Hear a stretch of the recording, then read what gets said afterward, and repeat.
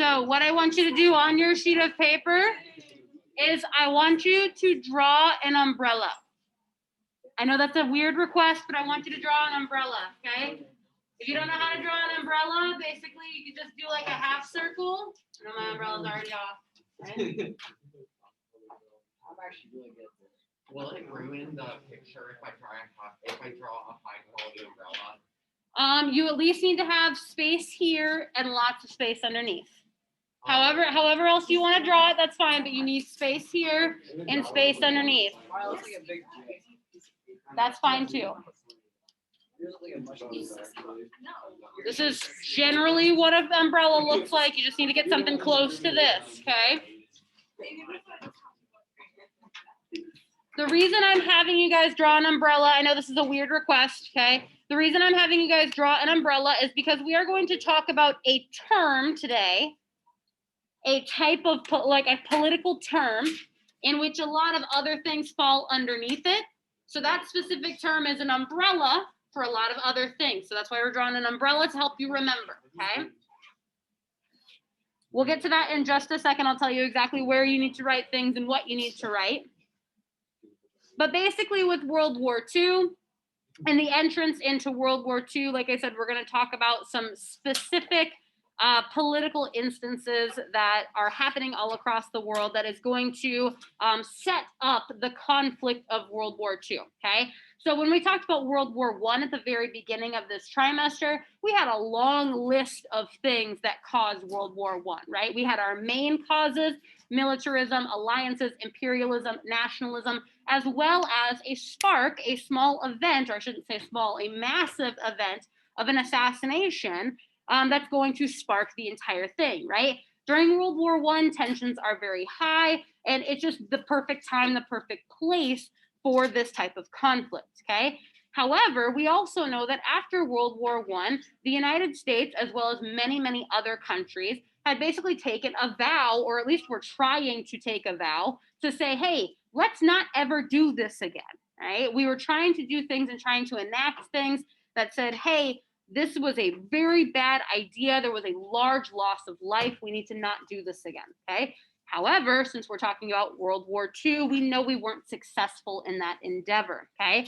So, like I said, with World War I, there were certain conditions and certain things happening that are going to set that up for the wartime, what's this word for it?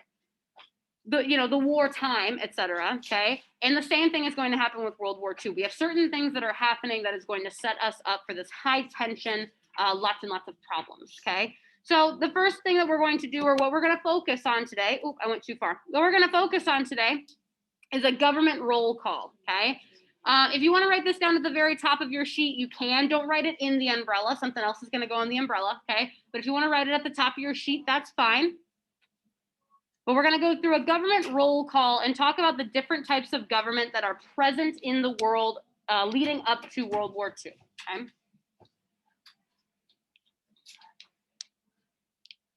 So the first one you do not necessarily have to write down if you don't want to. If you want to, you can put it off in the corner of your umbrella paper, okay?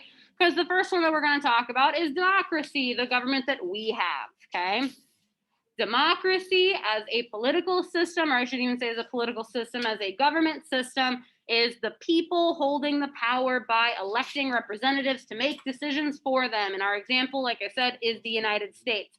At the time, or at the beginning of World War II, or in the entry into World War II, the United States, the president is still FDR, and he had been represented, or elected, I should say, to represent the United States in a variety of different matters. Yes. If you would like to, yes. This is just an overview of what democracy is. Democracy is what the United States has. We are a democratic system. So if you know what democracy is, you don't need to write it down. Okay. This is just a definition. Okay. Did we take any other pictures? No. You're gonna draw an umbrella. Okay. So democracy is just the system that we have. Our example of democracy is the United States when it comes to the major powers as part of World War II. And FDR is our leader still, okay? FDR is still coming off of the New Deal, fixing up the United States throughout the 1930s. And he is going to lead us into World War II as well. Okay. All right. So we know democracy. We love democracy. We semi-understand how it works. If you want to know how it works more, I'm going to send you down to Mr. Bennett. Okay. Otherwise, the big thing, or the middle of our umbrella, right? We're drawing an umbrella, like I said, because there's going to be one term or one thing that goes here, and then there's a bunch of stuff that kind of falls underneath it. Okay. The thing I want you to put in your umbrella is totalitarianism. Okay. Big scary word, lots of consonants. I promise it's not that scary, okay? Totalitarianism. We're putting totalitarianism in our umbrella, and we're going to put the definition in the umbrella as well, okay? Yes. Based on what you have written there, does that make it similar to a dictatorship? Yes. Like I said, there's a lot of things that fall underneath the umbrella that we're going to talk about in just a second. Totalitarianism is an umbrella term for a lot of different governments, okay? So totalitarianism is a government or a government system in which a single party, so a group of people, okay?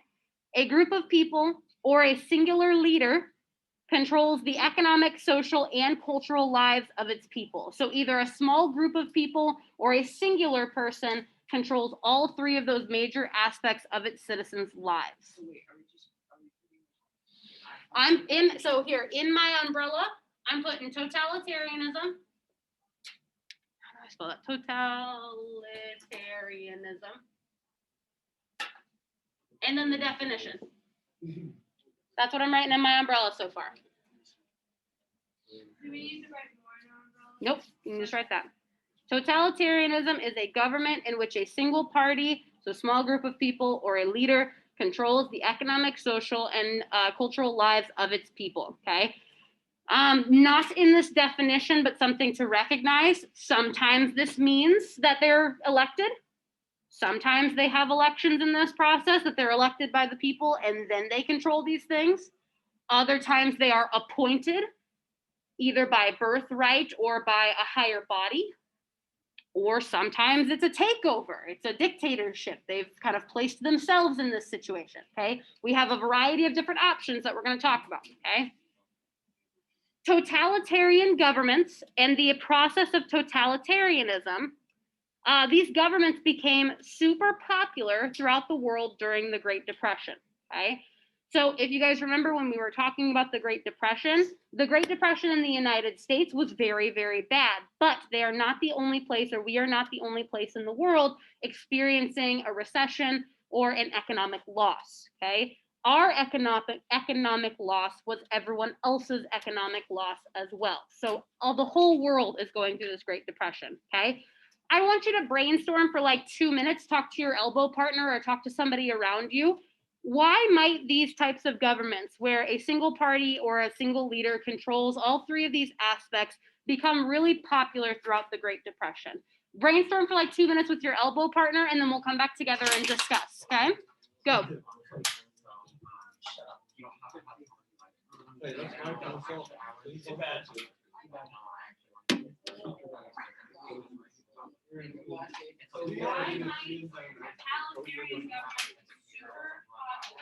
Listen to me. He's going back.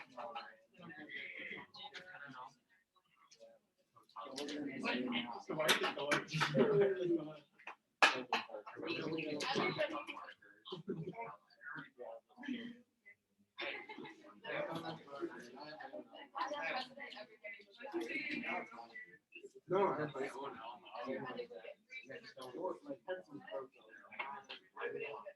You know, mine was built right beside us.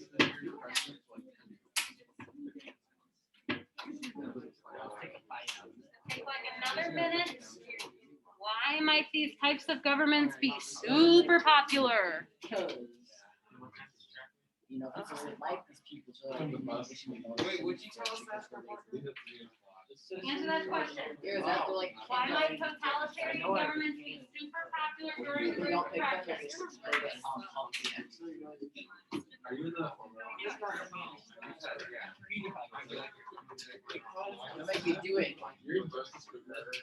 Do it. And then just. Hey, Chase. Who's that third person? Oh, yeah. Give me like 30 more seconds. I don't even think we need that much time. Oh wait, I got one? Yeah, Chance.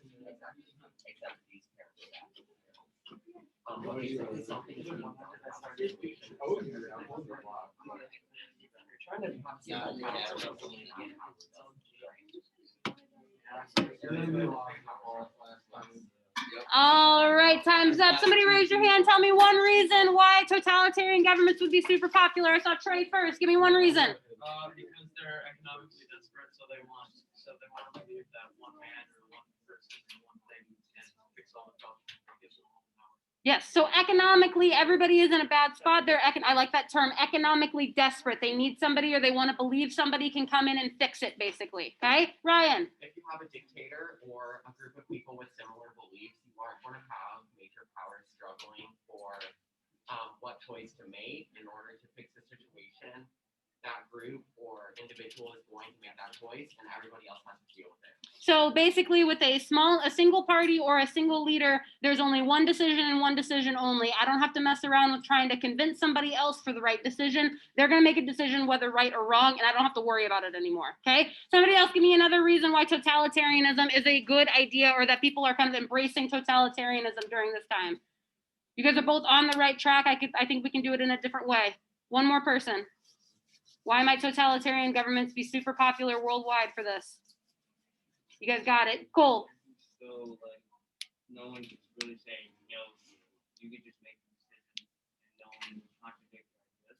Basically, yeah, I can go with that. So basically, like if I'm the leader, right? If I'm the leader and I've been placed in this role and I make a decision, nobody's really going to tell me no, right? There's some kind of power hold over this. Nick. Perfect. People don't have to stress over making the right decision. If I'm a citizen in a democratic system and I've got to vote people in to represent me, that's a really big decision, whether you think of it that way or not, right? I have to put it like I should back up. I have to make a decision who I want to put my life in their hands, basically, okay? But if somebody's already making those decisions for me, I don't have to worry about it. Yeah, Nick, you want to expand? No, I gave this example to Brian. Yeah. Is this like a family basically? Parents tell children. Interesting. Totalitarianism can be like a family where the single party is your parents and you have to do what they say. So basically, people are already used to it anyways. Oh, so maybe like younger people are like, yeah, this is what I deal with every day. No big deal. Oh, it could be a classroom too. I'm the dictator. You have to do what I say. Except you have to follow certain rules. That's true too. Somebody's always above me. Does that mean Mr. Stockdale's at the very top? He's the dictator, and then. Well, the school board. All right, Trey, did you want to expand a little bit too? I saw you kind of popping back and forth. Okay. All right. So I think you guys are really hitting this on the head. That was a good brainstorming session. Okay, I need you coming back. Okay. That was a good brainstorming session. You guys hit it right on the head, right? If everybody is in economic and social turmoil because of the Great Depression, it's a good thing, or they feel like it's a good thing for somebody or a small group of people to step up and make those decisions. If I don't have to actively worry about those decisions because somebody else is making them, then that's all right with me. I'm so economically desperate, socially desperate, et cetera, that those people making those decisions for me is actually a weight off of my shoulders, that I don't have to worry about the economics because somebody else is going to. I don't have to worry about the cultural aspects because somebody else is going to, okay? So these type of governments, these totalitarian governments, are going to become super popular during the Great Depression, basically throughout the entirety of the 1930s. And it's going to really come to a head during the late 1930s, like 35 to 38, basically. Yes. Was the leader of the USSR? Not really. Here, so speaking of that, okay, give me 2 seconds. So speaking of that, okay, so totalitarianism is an umbrella for a lot of different types of government, okay? There are lots of different types of government systems that fall under this umbrella. The first of which is communism, okay? So Ryan just asked, what does the guy with the USSR, what does the guy with Russia do? This is communism, okay? So communism is going to fall under your umbrella. You can put it anywhere underneath your umbrella of totalitarianism, okay?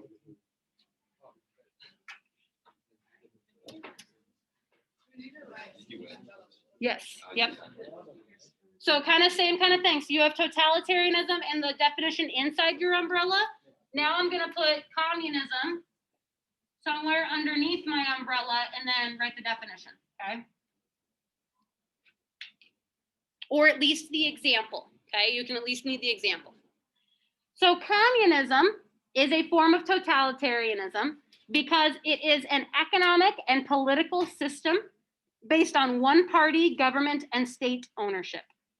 So there is a party, the Communist Party, that controls all economic and political systems in that country. And in this case, we're talking about the Soviet Union. Yes. Do you believe that perfect communism is the best, what's that called? The best government, the best type of government? What? Perfect. Are you familiar with perfect communism? Yes. Yeah. Do you believe that it's perfect communism is better than any other way to rule? Perfect is a strong word. It's unattainable, therefore there's no opinion. It's unattainable, but you can still have an opinion. It doesn't deserve an opinion. It can't happen. I mean, You know what I mean? Okay, so communism, okay, is totalitarian because it's one party, a group of people. In this case, a group of people in a party led by this guy, Joseph Stalin, okay? And they run in the Communist Party the country of the Soviet Union, or I should say, I don't want to call it empire, but the area of the Soviet Union, okay? It's totalitarian because it's one party making all of these decisions. This communist uprising or this communist takeover of this totalitarian government is going to happen, excuse me, or it's at least going to have its roots in World War I. Remember, Russia has to exit themselves from World War I because they are going through basically a communist revolution. They're going through a coup, and this is what's going to take its place. So by the time that we're in the Great Depression and Russia is struggling as well, communism and the Communist Party is going to step in and make those decisions for them, whether for good or bad. Yes. are things always a part of the government, overthrowing the government, or not necessarily? One more time. Is a coup always the government, a part of the government taking over the government? No. Okay, but a coup d'etat is. Yes. Okay. Yep. Because so a coup can basically be any minority party taking over a majority party. It doesn't have to be government or not, but a coup d'etat, like d'etat literally means like of rule. So like it has to be the top of the top. Yeah. So our example for communism when we're talking about the early stages of World War II is going to be the Soviet Union, the guy in the picture led by Joseph Stalin, okay? And like I said, it has roots in the exit during World War I where Russia was going through their communist takeover or their communist revolution, okay? So on your umbrella, you should have communism, a little bit of the definition, and at least your example. Sound good? We're good? Wait, a little bit of the definition? Well, you need to understand what communism is. Have the definition. I have like the whole definition. Okay, that's fine. That's good. Okay, the next form of totalitarian government that I want to talk about is fascism. Okay. Again, somewhere underneath your umbrella, the definition and the example. Okay. Fascism is a philosophy or a government system that advocates a strong, centralized, nationalistic government headed by a powerful dictator or a powerful leader. In this case, we're using the term dictator because in our World War II example, it is a dictator. Benito Mussolini and Italy is going to be our example of fascism in totalitarianism. So a government system or a philosophy that believes in a strong, centralized, nationalistic government, and in this case, headed by a powerful dictator, but you can switch out the term dictator with leader in most instances across history, okay? But Italy is our example of this. Benito Mussolini rises to power again in the early 1930s, and continues to rise to the beginning of World War II. He is placed there basically by military power. As you can see, he was basically a 5-star general. And Italy was in the dumps. Italy was having a really, really tough time with the Great Depression in terms of economic stability. A lot of Mediterranean countries were. And Benito Mussolini was put in power to try and stabilize that. Yes.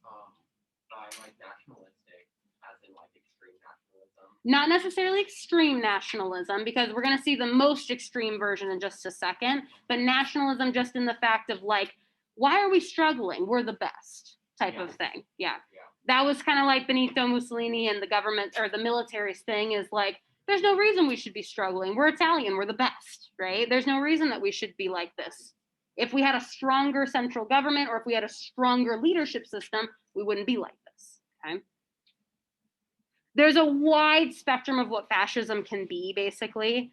But in this case, like I said, in this specific instance, leading up to World War II, we're using Italy as our base and a dictatorship, which falls under totalitarianism, okay?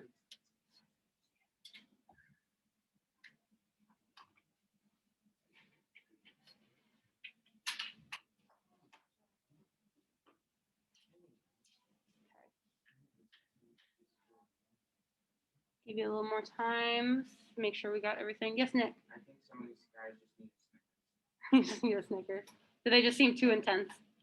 Oh, you just wait. We haven't even got to the most intense one yet. They're just angry.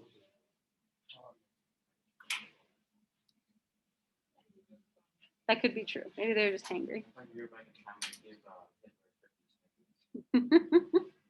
You probably need more than that.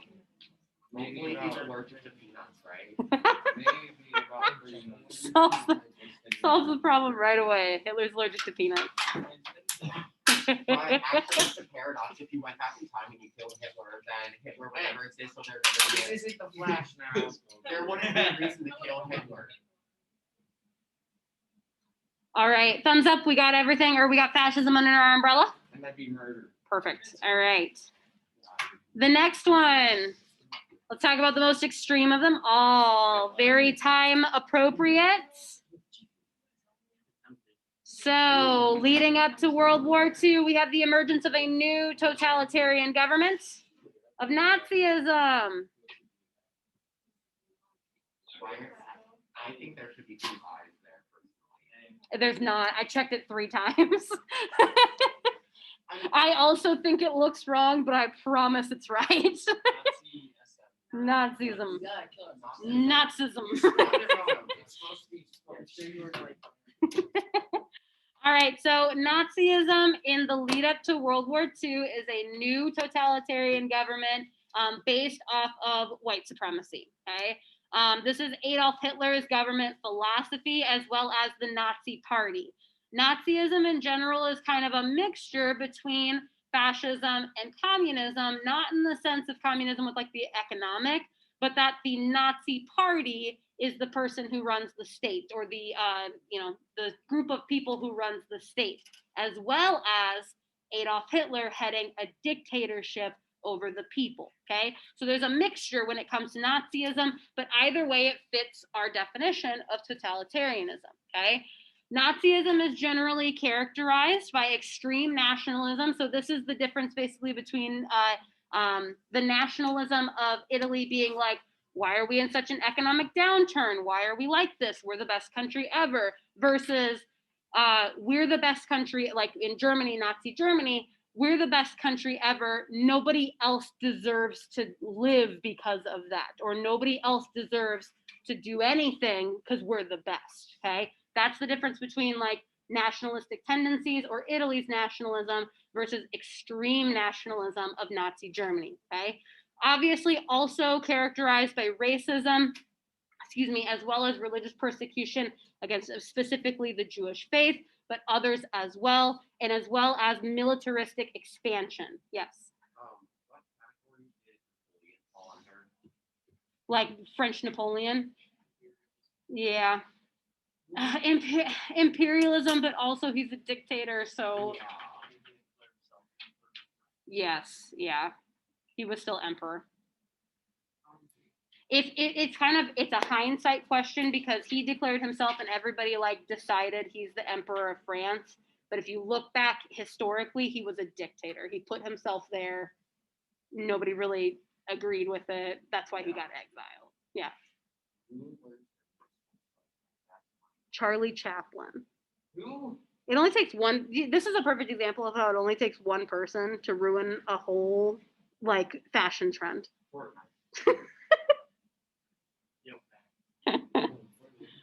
I see one sweat and Yeah. I see one sweat and then I get angry. So Nazism, for a variety of reasons, falls underneath totalitarianism, and it's characterized by those specific categories. Okay.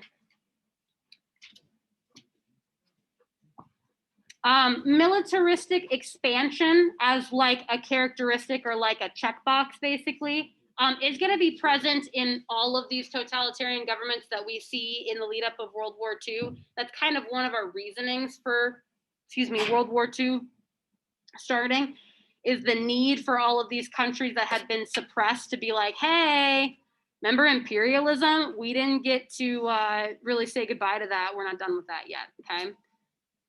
So Nazism falls underneath our totalitarian government for a variety of different reasons. Obviously, Adolf Hitler is going to run the show there, okay?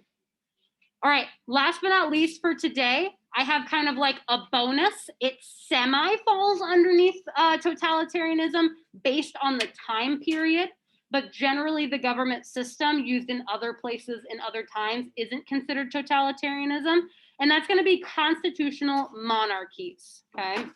So I want you to put this on your sheet somewhere. It doesn't necessarily have to be under your umbrella. It can be off to the side like democracy was, okay? This is kind of like a bonus because the way that constitutional monarchy is being used in the instance we're going to talk about is a little totalitarian, but generally constitutional monarchy isn't totalitarian. Yes. So similar to democracy in some ways. Yeah, it's an in-between between democracy and totalitarianism. It just depends on how extreme it is. And in the instance that we're talking about, so our example will be Japan during World War II, is pretty extreme. So it's kind of leaning towards that totalitarian side. Okay.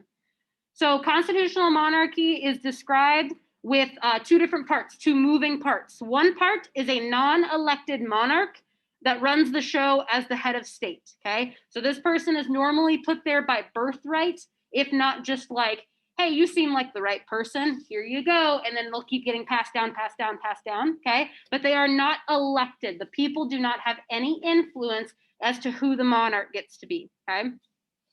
The second part of this, or part two, is that the power between, or like the power of the government is shared between the monarch and an elective government. So there's somebody who runs the show, who is the head of state, who almost falls underneath that like one powerful leader, as well as an elected government that the people chose that represents them, okay?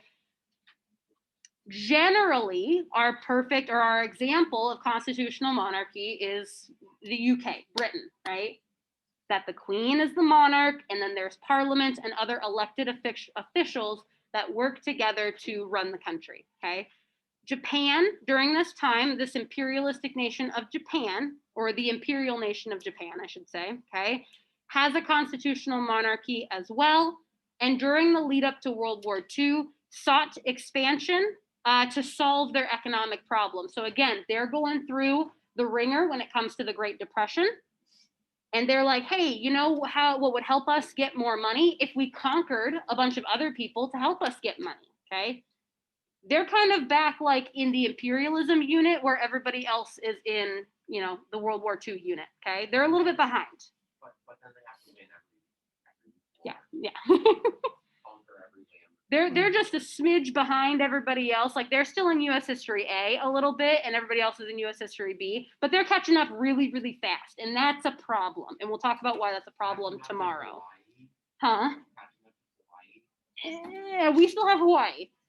They don't get to touch Hawaii.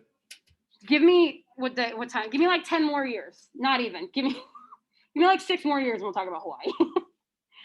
So constitutional monarchy is kind of teetering between democracy and totalitarianism here. And Japan is going to be catching up very, very quickly to totalitarianism. And that becomes a problem. We'll talk more about that tomorrow. Okay. All right. You can, I believe that's it for today. You guys can go ahead and put your notes away and go ahead and grab your laptops, please and thank you, and head to Google Classroom. So we finished our umbrella. I don't want your umbrella. I want you to keep your umbrella because those are going to be your notes about these different types of governments, okay? I just wanted a different format for this. Girls track, you guys can go ahead. It's 45. 45-ish. Good luck. Thanks. All right, so if I did this correctly, you should be heading to Google Classroom. Good luck.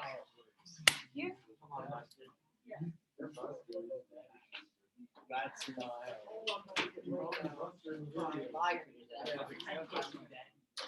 Yes. All right, so on Google Classroom, you should be seeing this sheet, okay? This should be posted for you. I think everybody should have their own copy, okay? I honestly can't remember. Let's double check. The Wi-Fi was wonky earlier, so I hope it posted.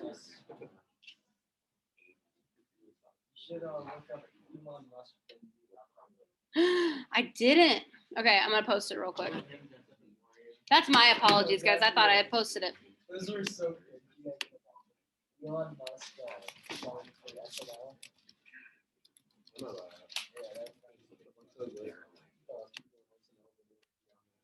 Pause for just a second. My apologies.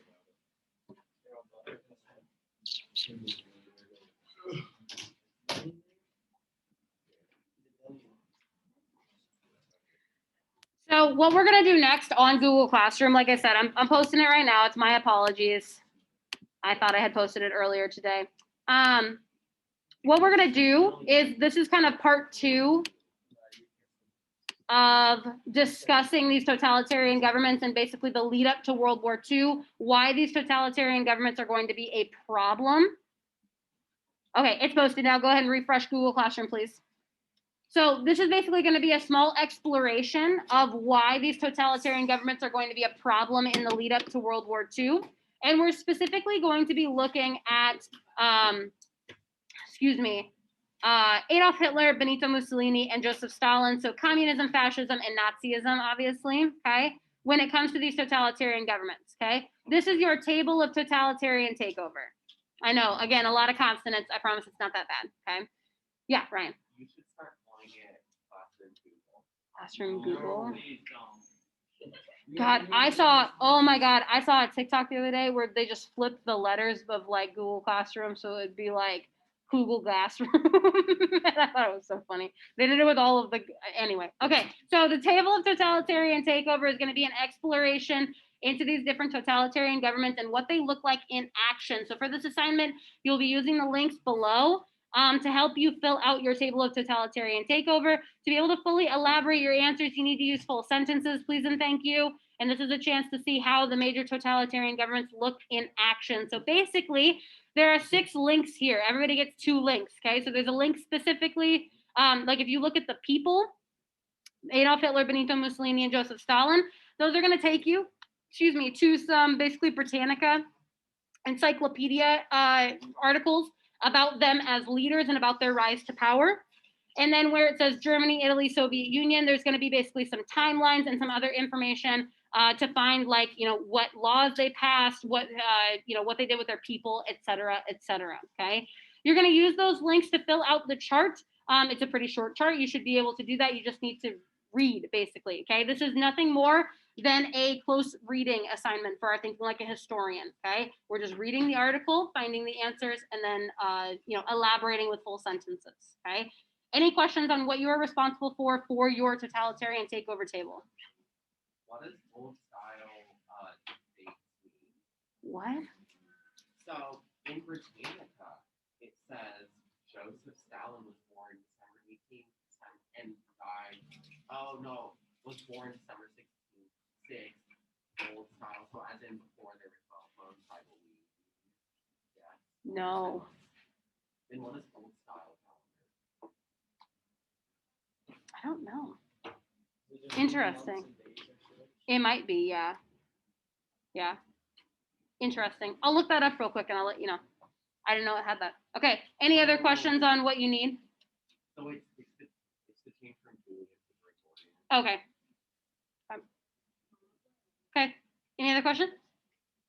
Cool beans. You have the rest of the period to work on this. Like I said, it's nothing more than a close reading assignment. So you just need to follow those links, read through the Britannica cycles, et cetera, and find the answers to those charts. Okay. If you have any questions, please let me know. Otherwise, I will let you get to work.